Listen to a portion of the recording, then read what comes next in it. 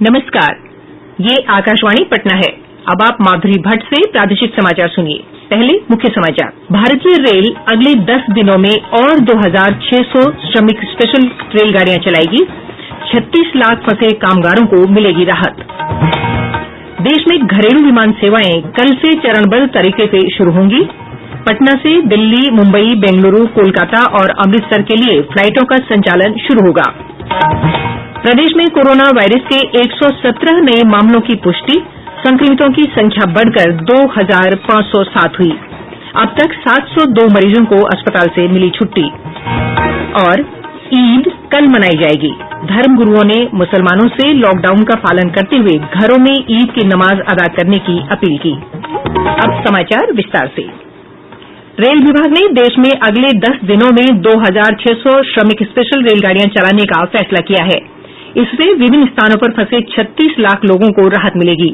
Railway board के अध्यक्ष विनोद कुमार यादव ने कहा कि 1 मई से अब तक 45 लाख से अधिक लोग अपने गृह राज्य पहुंच चुके हैं। रेलवे ने पूर्णबंदी के दौरान फंसे कामगारों, पर्यटकों, श्रद्धालुओं, विद्यार्थियों और अन्य लोगों को विभिन्न स्थानों पर पहुंचाने के लिए श्रमिक स्पेशल रेलगाड़ियों का परिचालन शुरू किया था। आज तक करीब 26 लाख से ज्यादा यात्री ट्रेवल कर चुके हैं और ये जो 26 लाख यात्री ट्रेवल किए हैं ये सूचीबद्ध तरीके से एक स्टेट से दूसरे स्टेट में गए हैं। राज्यों के अंदर भी हमने ट्रेनें चलाई और उसमें करीब 10 लाख यात्रियों ने और ट्रेवल किया। तो इस तरह से ये जो आंकड़ा हमारा है 35 लाख और 10 लाख करीब 45 लाख का आंकड़ा बनता है जो अभी तक ट्रेवल कर चुके हैं। श्रमिक स्पेशल रेलगाड़ियां संबंधित राज्य सरकारों के अनुरोध पर गंतव्य स्थलों तक चलाई जा रही हैं। रेलवे और राज्य सरकारों ने समुचित समन्वय और परिचालन के लिए वरिष्ठ अधिकारियों को नोडल अधिकारियों के रूप में नियुक्त किया है।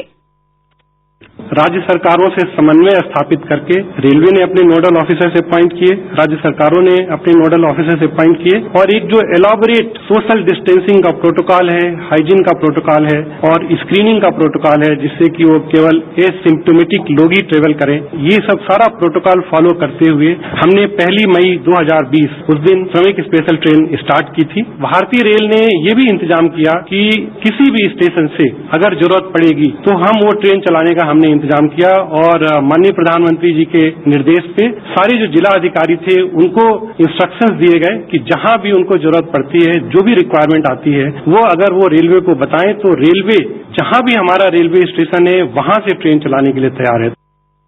श्रमिक स्पेशल रेलगाड़ियों के अलावा रेल मंत्रालय ने इस महीने की 12 तारीख से 15 जोड़ी विशेष ट्रेनों का परिचालन भी शुरू किया है और अगले महीने की 1 तारीख से 200 रेल सेवाएं शुरू करने की भी घोषणा की है। प्रदेश में विशेष श्रमिक रेलगाड़ियों के माध्यम से प्रवासी कामगारों के आने का सिलसिला लगातार जारी है। अब तक 805 ट्रेनों के माध्यम से 11,72,000 कामगार अपने गृह जिलों तक पहुंच चुके हैं।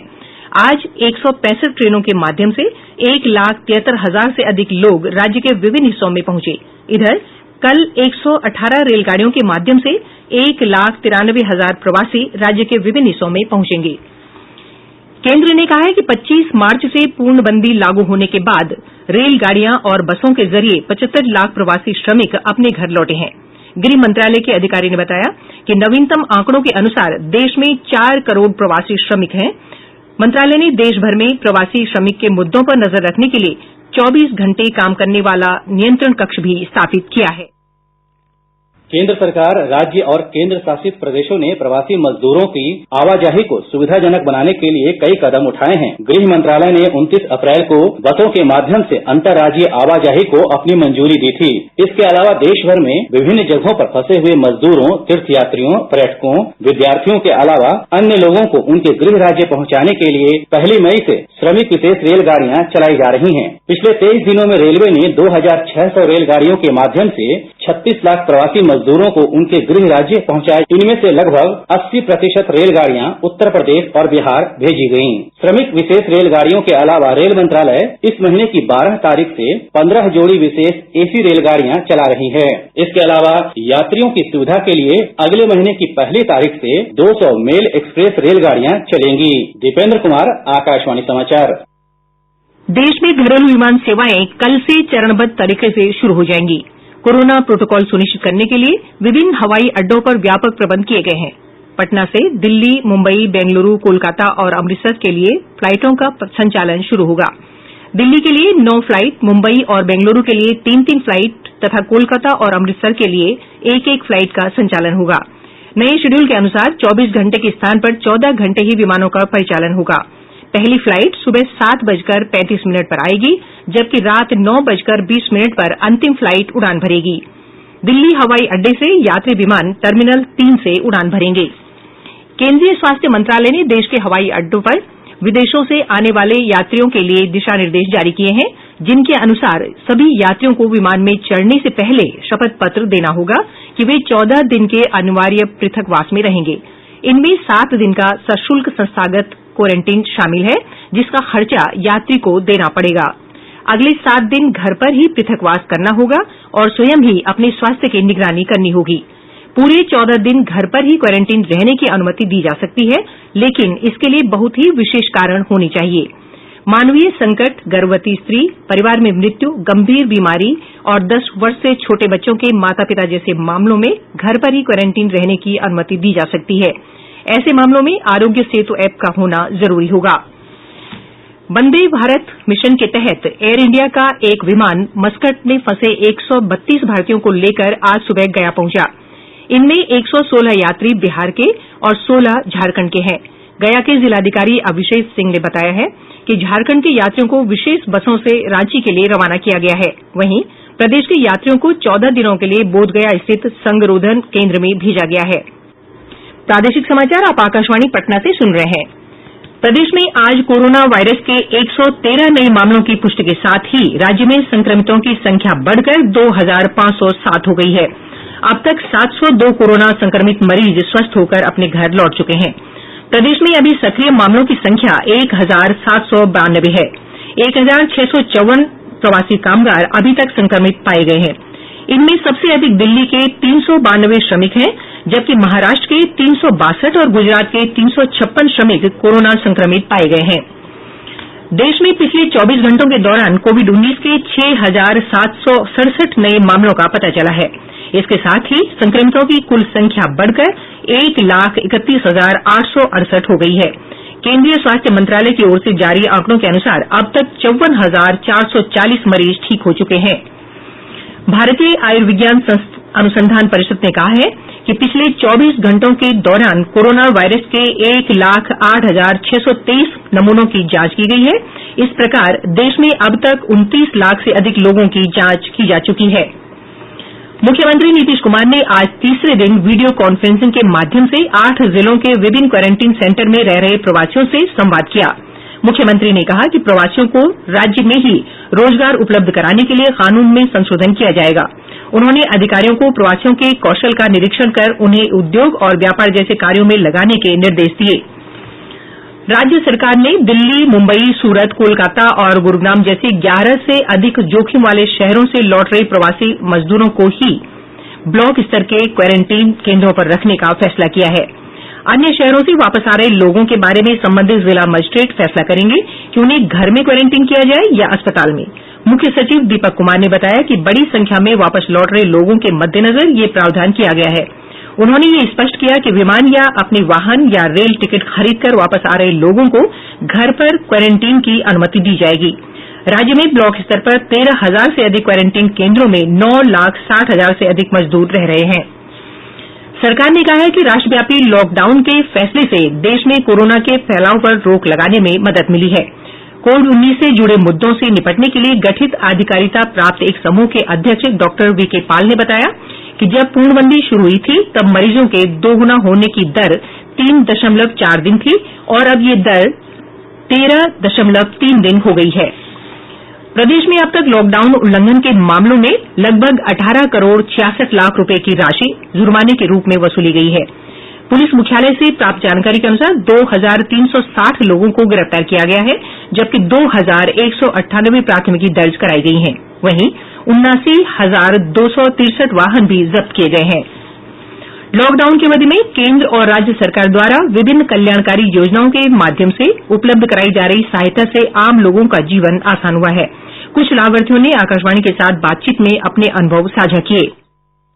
हमारा नाम नरेंद्र सिंह, ग्राम सिंह, पंचायत भदोखरा, जिला रोहतास, बिहार का रहने वाला हूँ। हमारे खाता में 4 महीना पर 2000 रुपया आ रहा है। प्रधानमंत्री कृषि योजना, हम प्रधानमंत्री को धन्यवाद करता हूँ। मेरा नाम निर्जेंद्र कुमार है। मैं वैशाली जिले के राजापाकर प्रखंड के नारायणपुर बुजुर्ग गांव के रहने वाला हूँ। मुझे किसान सम्मान योजना का 2000 का लाभ प्राप्त हुआ है, जो कृषि कार्य करने में बहुत सहूलियत होता है। प्रधानमंत्री का हम लाख लाख शुक्रिया करते हैं। जाने माने अभिनेता रजा मुराद ने लोगों से कोविड-19 के बारे में सुरक्षित दूरी बनाए रखने को कहा है। उन्होंने कहा कि जनता को सरकार के सभी दिशा निर्देशों का पालन करना चाहिए।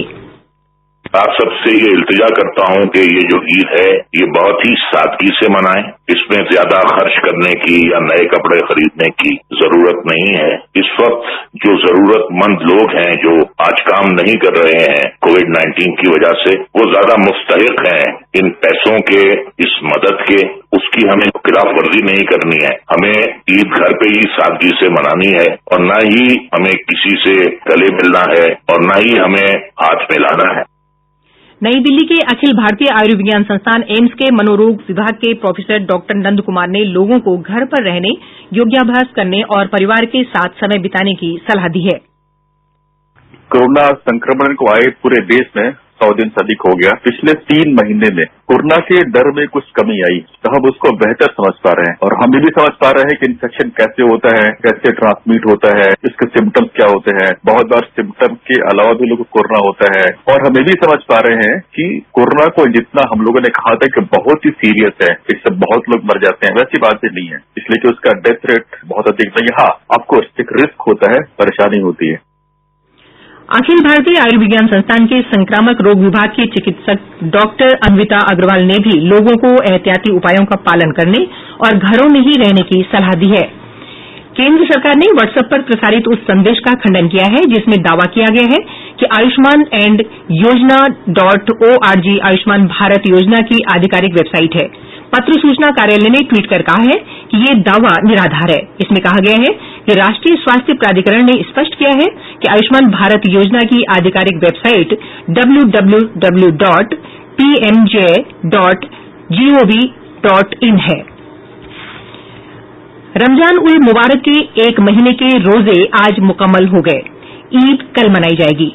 दिल्ली की जामा मस्जिद के शाही इमाम सैयद अहमद बुखारी ने कहा है कि समूची मानव जाति इस समय कोरोना वायरस की चुनौती से जूझ रही है और लोगों को इस महामारी के खिलाफ लड़ाई में सरकार का सहयोग करना चाहिए। उन्होंने सभी मुसलमानों से अपील की है कि लॉकडाउन के नियमों का पालन करते हुए वे केवल अपने घर पर ही नमाज अदा करें। कोरोना वायरस के हवाले से जो हिदायत मुसलसल आ रही हैं, अगर हम इस पर पूरी तरह अमल करें तो इस वायरस को जल्द खत्म करने में हम कामयाब हो सकते हैं। और सोशल डिस्टेंसिंग बनाए रखना निहायत जरूरी है। एक दूसरे से दूरी और दीगर हिदायत पर अमल करके हम अपने आप को, अपने खानदान और समाज को इस मौलिक बीमारी से बचा सकते हैं। राज्यपाल फागू चौहान, मुख्यमंत्री नीतीश कुमार, उप मुख्यमंत्री सुशील कुमार मोदी, पूर्व मुख्यमंत्री राबड़ी देवी और विधानसभा के अध्यक्ष विजय कुमार चौधरी सहित अन्य नेताओं ने ईद की पूर्व संध्या पर प्रदेशवासियों को मुबारकबाद दी है। अंत में बुलेटिन के मुख्य समाचार एक बार फिर। भारतीय रेल अगले 10 दिनों में और 2600 श्रमिक स्पेशल रेलगाड़ियां चलाएगी। 36 लाख फंसे कामगारों को मिलेगी राहत।